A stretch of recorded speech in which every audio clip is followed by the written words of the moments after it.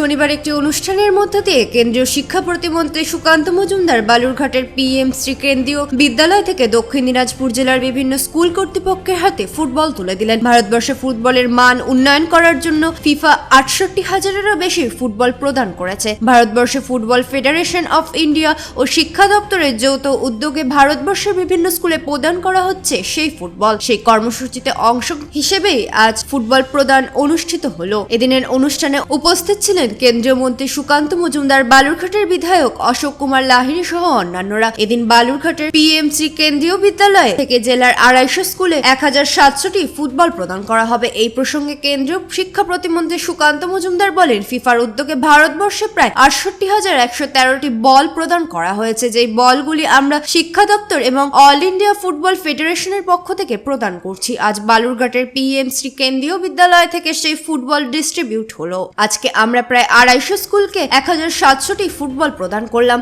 এর মূল উদ্দেশ্য হলো স্কুলের বাচ্চাদের মধ্যে ফুটবল খেলার প্রবণতা বাড়ানো। এর মধ্যে দিয়ে ফুটবলের জনপ্রিয়তা বাড়বে। এক সময় বাঙালি প্রচুর ফুটবল খেলতো। এই কর্মসূচির মধ্যে দিয়ে আমরা আবার সেই জায়গায় পৌঁছাবো। এই অনুষ্ঠানটা হলো এটা সম্পর্কে কি বলবেন, বিশেষ করে খেলাধুলার মান উন্নয়ন সম্পর্কে? দেখুন, আপনারা জানেন যে ফিফার উদ্যোগে অর্থাৎ ফিফা তাদের তরফ থেকে এই দেশে গোটা ভারতবর্ষে প্রায় ৮৮,১১৩ বল দিয়েছে।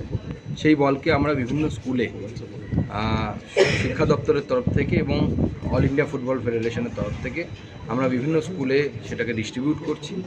আমাদের বালুরঘাট পিএমসি কেন্দ্রীয় বিদ্যালয় সেখানেও ডিস্ট্রিবিউট হলো। এখানে প্রায় ২৫০ স্কুলকে আমরা প্রায় ১৭০০ বল এই জেলার সমস্ত স্কুলকে দিচ্ছি। এর মূল উদ্দেশ্য এর মধ্যে দিয়ে স্কুলের বাচ্চাদের মধ্যে ফুটবল খেলার প্রবণতা বাড়বে, জনপ্রিয়তা বাড়বে এবং ফুটবল একসময় বাঙালির অন্যতম শ্রেষ্ঠ খেলা ছিল এবং বাঙালির প্রচুর ফুটবলে অংশগ্রহণ করতো। সেই জায়গায় আবার আমরা পৌঁছব। বালুরঘাট থেকে মান্টি সিং এর রিপোর্ট, কুলিক নিউজ।